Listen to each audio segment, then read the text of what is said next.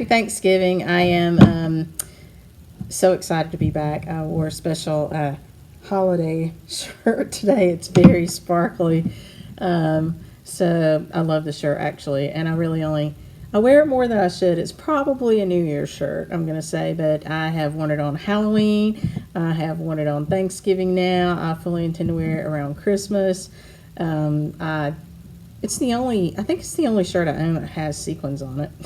So, it'll probably fall apart soon, so you'll probably just get to see it this year a couple more times, then we'll be done. So we're celebrating Thanksgiving today, and I hope that if you're not in the U.S., I know some countries like Canada and a few other countries have their own Thanksgiving, so whenever that holiday is for you, happy Thanksgiving. I used to keep up with it better when I was doing my other job because I was an international controller, so I knew when everybody had days off and why they were off, and it's kind of cool because some countries get a lot more days off than we do here in the U.S., and so I'm happy for you. But the shop is closed this week up until Saturday.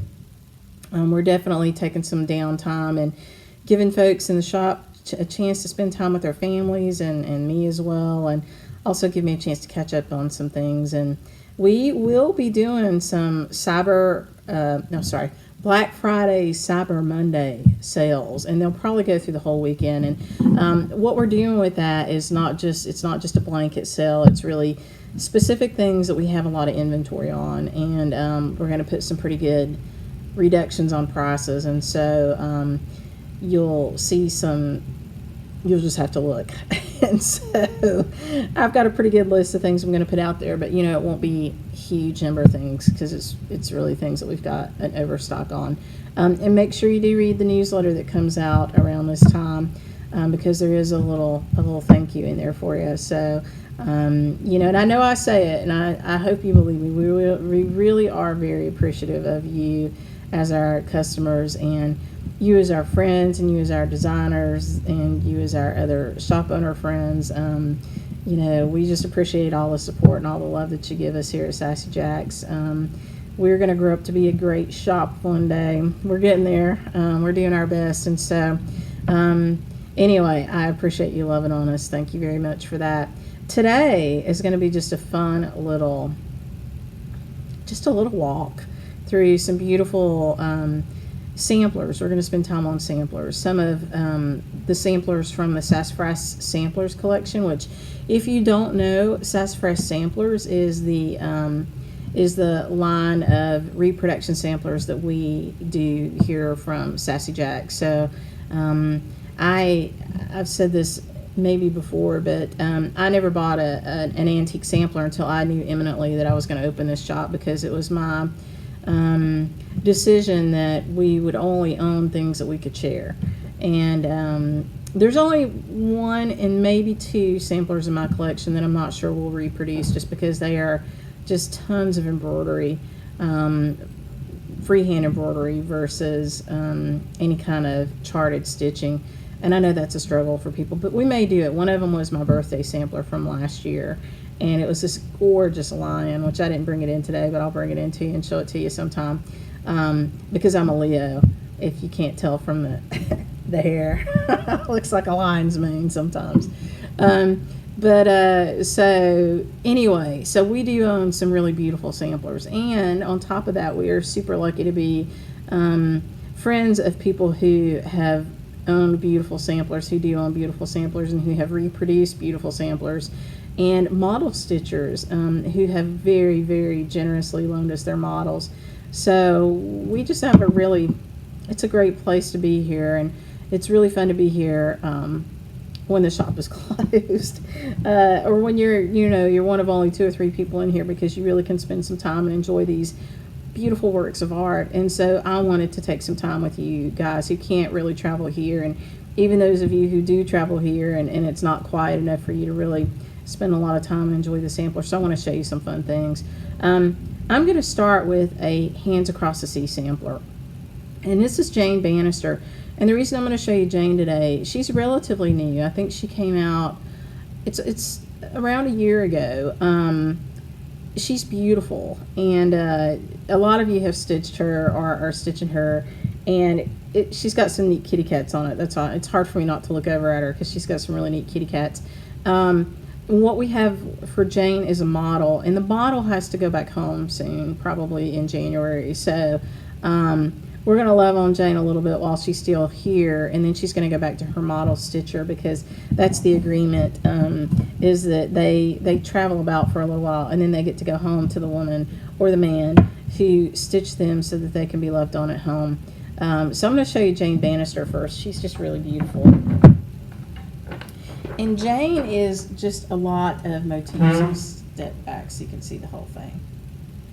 So you see the really cool kitties over on the left, and the young people down in the bottom corner. I'm looking at this backwards. It's hard to say left or right.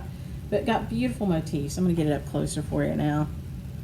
See the two young people down there. I like to call these little kitty cats the lipstick kitty cats, because they have these bright red little mouths, which is just so endearing to me. You can tell it was stitched by a young girl. I just love them. And you've got some really gorgeous other motifs in here. You've got the moth up at the top, the ships. You don't, I mean, we kind of notice ships and samplers, and there are a number of them, but they're not, I won't say that they're common. They're not a common motif. And so it's always fun. And then this just stunningly beautiful, beautiful border on here. And Nicola has really great stitchers, and I'm going to tell you he stitched this model. But I'm not going to say it from memory because I'll get them confused. So when I put this down and we look at the booklet, I'll tell you who stitched it. But I love this one.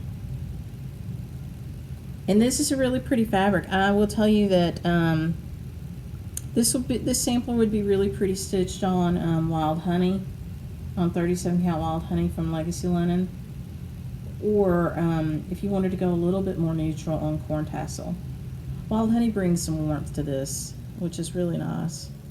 And if you want to stay neutral, you can go to Corn Tassel. Just a very, very beautiful, beautiful sampler. So really pretty. Alright, so let me show you the booklet. So I know that you guys have seen, actually I didn't pull that booklet. I'll go back and pull that booklet. Hold on just a second. Okay, we're back. So this is the booklet for Jane Bannister. And Jane was stitched by Leona. So Leona, thank you for letting us borrow your beautiful stitching. But if you haven't ever owned a Hands Across the Sea sampler, they do beautiful work. So I mentioned in one of the last videos that you've got a pretty large graph. There's that beautiful moth. You do have a centerfold, and you do have a legend on a lot of the pages. So it's just a fabulous, fabulous booklet. And on the back, you know, you've got the conversion for DMC as well as SWAT Algés. And a lot of times we do a conversion, or we get a conversion from Access Commodities of the 103s. So if you ever need a conversion for 103, a lot of times we have it, or we can do it. I'm just looking at the back of this chart because it mentions needlepoint ink too. And I don't see the needlepoint ink conversion on here, but we actually do carry the full line of needlepoint ink, and we could do that conversion for you if you decided that you needed it. We are, you know, we're lucky to have that one, and we do have local stitchers who really like needlepoint ink. So that's Hands Across the Sea, Jane Bannister, who's going to be going back to Leona. So Leona, thank you for your beautiful work and for loaning her to us for a little while. The next one I want to show you is another Hands Across the Sea samplers, and it's one that is back in production. So she was out of print for a little while, and through high demand for all the Bristol samplers, and Nicola was able to, you know, make some room in her home for more charts, because, you know, it's hard to keep all these charts in storage. It's really, really a challenge. So Louisa Kunwar is back, and we are very lucky to have this model back. Oh, got a big glare there, but I'm going to get it for you. So I know you guys have been really focused on Hariet Salt lately, and you've gotten to see a lot of Hariet. But Louisa is one of the earlier charts released by Hands Across the Sea Sampler. And it is just a very, very beautiful Bristol. And I'm sorry about the glare. There's not a lot I can do about that right now. This glass does a lot to protect these samplers. This is a model, actually. And this one came back from the model stitcher to us, so we appreciate the loan of the chart, of the model for sure, so that we can share it with people. But a really beautiful one. So for you guys who are out there stitching on banding, different motifs and stuff, if you haven't picked up Louisa Kunwar, and she was out of print for a while, this is a great one to add to your collection. We love her. And you'll see some of the same motifs as what you would see on Hariet Salt, because it is a Bristol sampler, and they kind of used a lot of the same motifs and same alphabets, but the arrangement, is all the girl. Not like this one has like this little kind of, I think of it as palm trees. I know it's not. It's just very interesting to me because I always think of palm trees when I see that. And you've got this beautiful little bird over here with a little Y beside it down here, which I like, obviously, since my last name is Young. But definitely some different motifs, and you've got all these cool corner pieces. So, this would serve you well to make your own, make up your own, Bristol Orphanage inspired sampler. I think I saw Claudia post something about Bristol inspired on her page, and I thought that was pretty neat. So the booklet for Louisa has got some really nice history in it. This is what the front of the booklet looks like. And so even at the early date of when this one was produced for Hands Across the Sea, she just did a fabulous booklet by Nicola. And there's really good information about Louisa here and about the orphanage and that good stuff.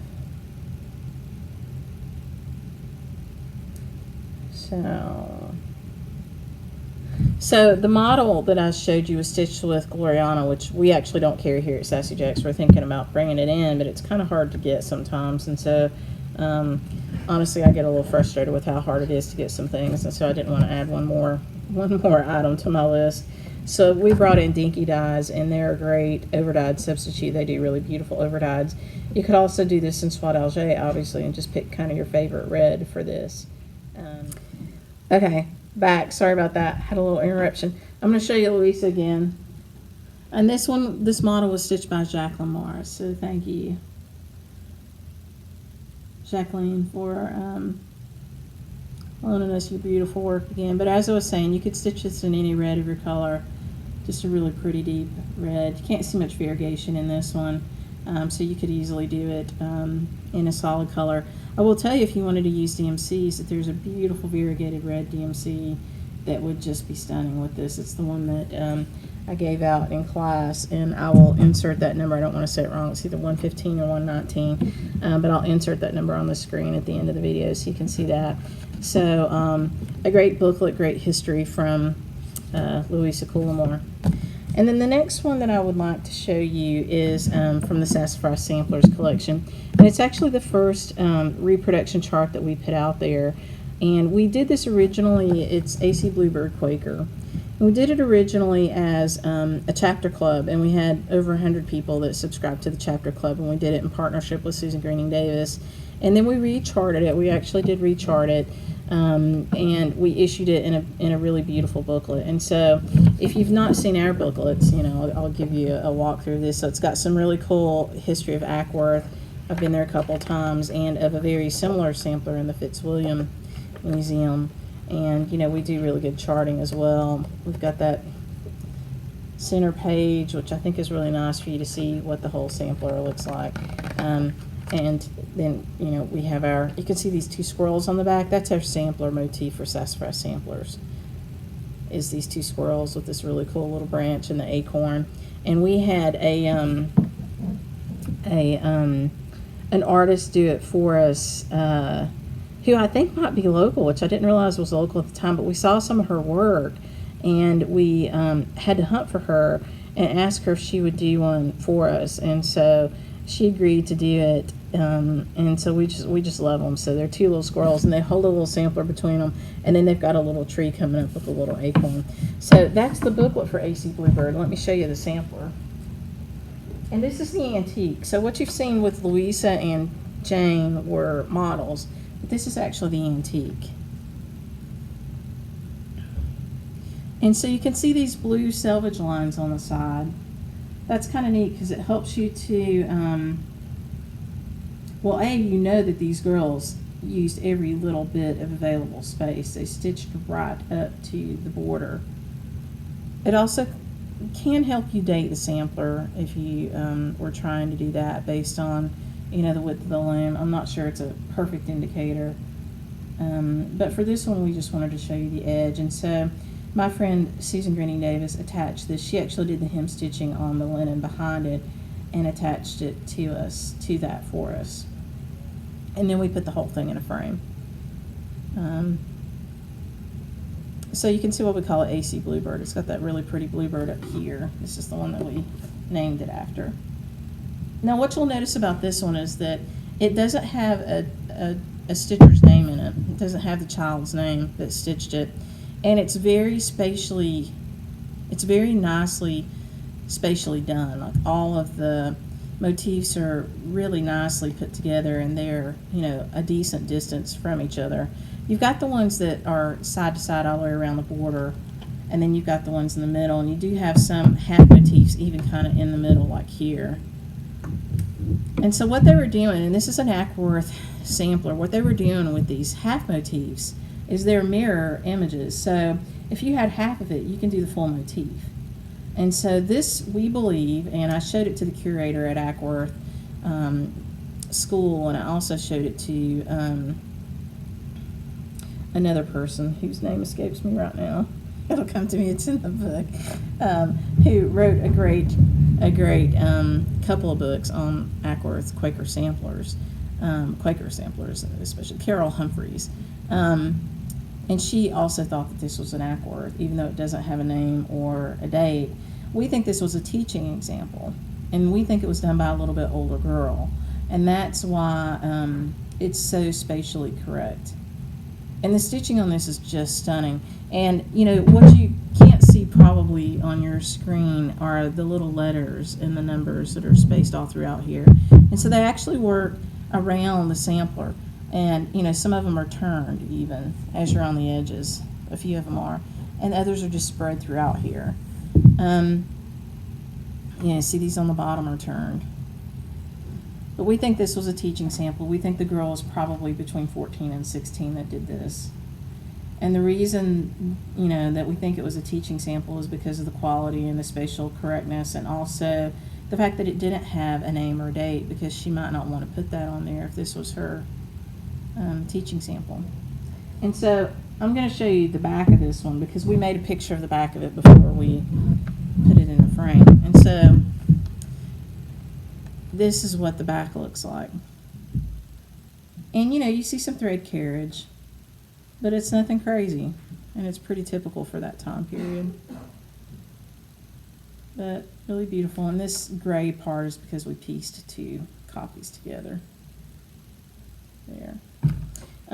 So, AC Bluebird Quaker. I hope you enjoyed seeing this antique. And this is from the Sassafras Samplers group, so you definitely can still buy that anytime. It's not a limited edition or anything. I want to show you something different. And this is not one that we have for sale, but it's a beautiful piece of art, and I don't know how many of you have ever seen one. And I actually have one. This is the second one that I have in my collection. I have another one in my collection that's at home, and sometime I'll show you that one. But it's this was a local artist here in Nashville that did this, and so it's thread embroidery, and it's just stunning. And you can see the blades of grass like down in here. I don't know how well you can see it through the glass, but it's a landscape scene, right? And it's got some of the purple mountains that we love here, and just a wood scene. Just so beautiful. Such a beautiful piece of embroidery. And it was framed by Studio B. And And we have it hanging out just so you can see what you can do with it. And I think that it was mostly hand embroidered. It might have a little bit of machine in there, but the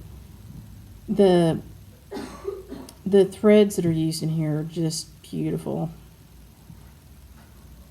I hope you have a chance to come and see one of these, and I hope you have a chance to see any of these in person. And if you do any of these, you know, kudos. That's a big deal. It's very beautiful, and I just wanted to share it with you. The artist name is not even on here. And this particular artist, from what I learned about it, doesn't do these anymore. She kind of stopped doing it, and so they're not available for purchase anymore, which is a little bit sad. Okay, so I want to show you one more antique from the antique belongs to Sassy Samplers. The chart was put out by Hands Across the Sea for us. It was a commissioned piece, and it's Esther Benson, and this is the chart for it. And so the only place you can buy this chart is here. And this one has a tutorial that goes with it. So this was a class that Nicola taught here, not this year, but last year. And when Nicola teaches, she does a really nice job. She makes a lot of videos, and then she sometimes will allow those, after a period of time goes by, allow those videos to become a tutorial if it's a technical stitch. And Esther Benson's definitely got some technical stitching in it. It's got this beautiful Esther's fishbone stitch that makes the arc, and then it's got a lot of freehand embroidery in here, and in the moon and the sun. And you know, it has some eyelets and some other things, but it's just it's a beautiful stitch. It's a little bit technically challenging. It's not terrible, but it's definitely beautiful, and it's got satin stitch that run across through here. So this one has a tutorial available for sale, and I know it's on our website, and it may also be on the Hands Across the Sea. I'm not quite sure, but you can certainly find it on our website if you decide you want to stitch this, and you can check out all the helpers that we had in class. And there's a little class project that is available for that. So when you do one of the tutorials, you can download it. It's a downloadable form, and we don't offer the materials with it, but you can easily, you know, order those materials from us if you needed those. You might just have stuff in stash, because it's really just a small piece of linen of your choice and some fibers. And you can practice your stitches, and then your doodle cloth that you practice with, you can actually finish into a pincushion. And we've done that, I want to say 2 or 3 times here, at least with Nicola's classes. And we did it with the Bluebird Quaker class too. I think we had a little sample that we gave away with that. So it gives you something useful that you can make with your doodle cloth. So this is a Hands Across the Sea chart that was done for us. So you would expect, you know, it's got some write-up in there about Sassy Jack Stitchery, which is fun. And because it was an early class, I want to say 2018, it's kind of neat to look back on. It's got great stitch diagrams, so that's the other thing you can expect from a Hands Across the Sea chart. And it does have the really beautiful center fold. And this is how some of the freehand embroidery is done with Hands Across the Sea. She will actually give you stitch for stitch if you decided you needed that you can, you know, makes it helpful to you to do that. And of course you got your color legend on the back. Now on this one, the needlepoint ink is called out separately. Since it was for us, we added that so that we had that. So let me show you the antique. So again, this is an antique and not a model. And we do own this one. And I'll give you the full view. So this is what we would call a transitional band sampler. And you'll notice that it does have bands, very distinct bands that go across. And you've got the letters at the top, you know, you've got the verse under the arc, then you have the beautiful Adam and Eve scene, then you have some more verbiage, and then you've got a beautiful scene at the bottom. And you have a very small border around it, which is why we call it a transitional sampler. So originally band samplers, a transitional band sampler, originally band samplers they were beautiful in their own right, but they really didn't have much of a border, you know, that flourishy kind of showy border. This is an early example when that happened, 1739. When you go back into the really the mid 1700s, about this time period, I've got one, I want to say it's 1747, I'm looking at it from here, 1717, and it's a very traditional band sampler without the border. I think that the Saxon band sampler is 1747 or something like that. You guys can correct me, I'm calling that from memory. And it does not have a border. So this was about the time they started to change. And this is about the time when they went from being, a stitch sample and a beautiful piece of work that you might keep in your sewing basket and share with your friends, to something that you would expect to show to others and maybe hang on a wall and frame. When they started to develop these borders, they started to have a different purpose. And so they became something that you would show to another person to really kind of show off your embroidery skill set. And this became a courting rite, and so you probably know a lot about that already. But when young men became a marriageable age, they might go into the home of an eligible young lady, and the son and the mother, or maybe just the mother, and check out the embroidery first before they ever met the girl. And if the embroidery was sufficient and they felt like the young woman might be, a diligent needle worker and, clearly showed that she wanted to excel at something, then they might consider, a match with her. But if not, they might move on to the next household. And the reason right behind that is because at that point in time, if you were in an affluent family, as a woman, you ran a large household and you were expected to have qualities that would show that you were educated, that your family cared about your education, and actually paid the money that would be required to teach you how to embroider, and that you wanted to learn. And so you were devoted and diligent and put in the time and the effort to learn how to do that. And that would imply that you would also run a good, strong household. So this is Esther Benson, and Esther did live in London, as you can see, and she did this when she was 9 years old. This is so pretty with this Adam and Eve, and it's kind of neat. I love the sun and the moon on this one, the chunky little sun. And the stars, Esther, the biblical meaning of Esther is star. And so there are a number of stars on this sampler, and we wonder if she put all these stars on here because of her name. So that's Esther Benson. We love her, and she is also still available if you need to add her to your collection. Now, I want to move into the land of Uffindells, and we are all so thrilled that Nicola has decided to re-release the Uffindell Sisters charts. Behind me, you've probably spied them if you've been paying attention, is an Uffindell and then Hariet Hartland behind it, and then down lower that you can't see is the other Uffindell. We were lucky because we bought the sisters from Nicola, I think, before the original limited edition was even published. We had agreed to buy them. We were just so excited to have them and wanted to be able to share them with people. And so we've had them in our collection for quite some time, since 2017, I think. Late November 2017. I might be wrong. But, and if you've been to the shop, you've gotten to see them because they've been hanging out the whole time. And so we took them off of their original framing because they were deteriorating in that framing. And they were nailed to their original wooden frame. And we removed them from the framing and had them reframed. And so they do have mats around them to cover up the ugly nail holes. But you don't really lose any of the sampler from that. You can still see the full border. And there was some deterioration, and what you'll see on one of them is kind of a hole down at the bottom. You might not notice it if I didn't point it out, but we resolved that by putting a similar piece of linen behind it.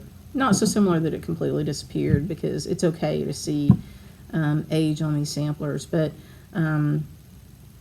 we wanted to not distract from the sampler either, so it does have a piece of linen behind it. And so let's start with Isabella. Okay, so this is Isabella Uffindell, and this is the antique, and she is stunning. Now this is the antique, not a model. So she is just gorgeous, right? Just beautiful. I'll try to get it up close for you where you can see it. Just incredibly well preserved. Just so, the colors are so vivid. So pretty. You'd be hard pressed to find more beautiful samplers than these two Uffindells. You'll find some that are as beautiful for sure. There's a lot of beautiful samplers out there, but it's hard, as we would say down south, to shake a stick at these two. They are pretty gorgeous. So I'm thrilled from a stitching perspective that these charts are going to be available again. Absolutely thrilled. And I hope that you guys support Nicola in her decision to do that. I can tell you honest and true, it was not made lightly. She really struggled with the decision as to whether or not to do it. But so many people wanted it, and it is a different set of charts, so it's not going to devalue the limited edition in any way. It just gives other people a chance to stitch these beautiful charts with the original history included in the charts, which is fantastic. So that's Isabella. And I want to show you Anne. And I know that Anne is a favorite of a lot of people because of the way that she's kind of laid out. So I'll show you the whole thing. So now these charts we think would be beautiful on corn tassel from Legacy Linen. And so we've offered a 37 count corn tassel kit using Legacy Linen and Swat LJ. We also think they'd be very beautiful on parchment from Weeks Dye Works Swagger. Just love the center flower. I actually really love these flowers in the border on this one, so like that flower is one of my favorites. They're just all so pretty. Like, I love this one. They're all so beautiful. And this one, I think you can see some of the damage down here to it. And definitely you can see it over here. So this is the spot that I was really talking about. Now, how fortunate is that? I want you to look at that really close. See, the linen is gone right up until the embroidered part, and there's no part of the embroidery really missing on that. And that happened because this was on wood, and the acid in the wood will eat away at the linen. Now, we'll tell you that it's a tough decision to take these out. You can see another little hole right here.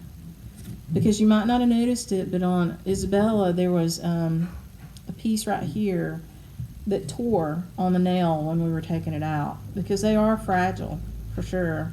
Not as fragile as you would think. But the linen did tear, and it kind of flipped out my framer who was taking it apart. But I had told her, these were the first ones she ever took apart too, that it could happen. And I knew it could happen, and it was okay if it happened. But we had to try to conserve them, or preserve them rather. And so we went ahead and took them off, and then Isabella did have a little bit of damage, but you probably didn't notice it. And so I'm not going to pull it back out and show it to you.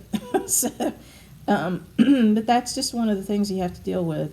But leaving it on there was the worst price to pay, because it wouldn't be another 30, 40 years, and you'd see a lot more damage on this than you do now.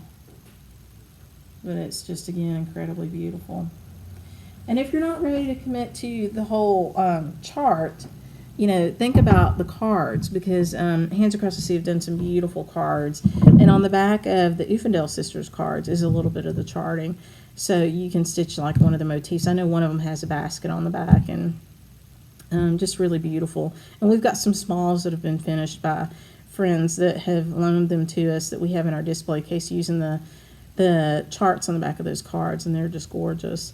So that was Isabella, and then Anne Uffindell. Now I want to show you Hariet Hartland. And this is, again, the antique. And this was one that Nicola just really loved. This was in her personal collection for a long time, and we bought this one from Nicola. And it's got a lot of glare, and I apologize. Can't fix that for you right now. But you see it has very similar motifs and a very similar look. Now this one has a lot of writing in it, which I know some people don't like, but gosh, it's such a beautiful sampler. And if you own the two Uffindells, or you're fixing to, as we'd say here, you might want to own Hariet too, because the motifs are just so similar. Clearly, we think that they were. This one is older. Anne and Isabella were 1827 and 1835, I believe. Hariet is older, an older sampler, and so either, I guess it's possible maybe that the teacher was still around, or maybe a student of the teacher was the teacher for Anne and Isabella, but certainly the motifs have carried through time.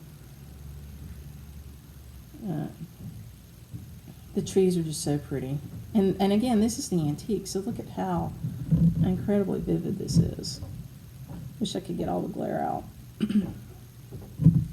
These things are in a museum glass. So the museum glass, protects them from some of the UV damage. This one is 1782, so quite a bit older.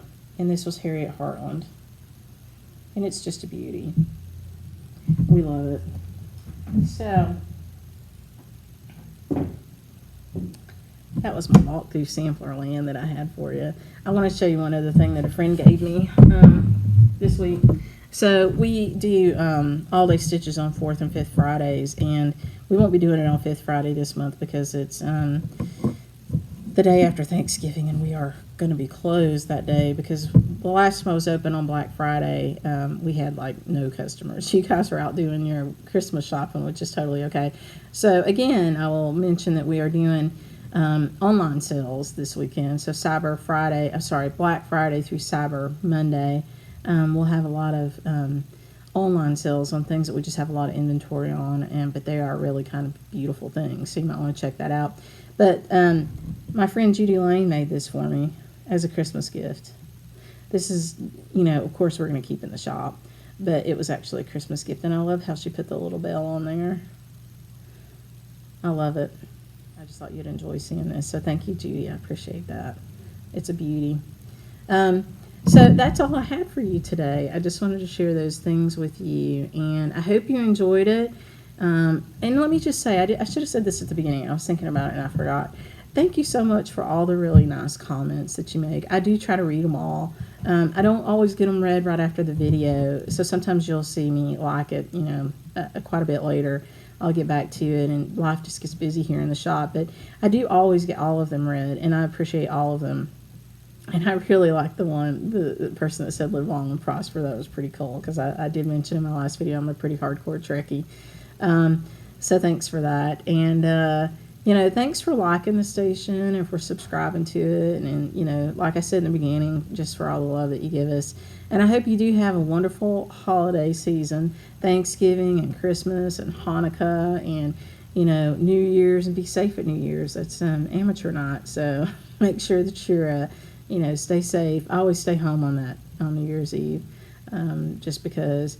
But anyway, thank you for watching, and I hope you enjoyed this, and we'll do some more of it. We've got a lot more that we can share, so we'll do a lot more of it. But I really wanted to get some of these guys out there for you, because I know there's a lot of excitement over the Uffindells and Louisa being back on the market. And then I wanted to show you our own stuff too. So I will tell you that, our own stuff is going to be on sale this weekend, so that's part and parcel of it. So if you are interested in any of the Sassy sampler stuff, it's going to be on sale on Cyber. I'm going to call it Cyber Weekend. So if you need those charts, or you know a friend that needs those charts, it's a great time to buy it. Anyway, thank you very much. Happy holidays, and we will visit again soon. Bye.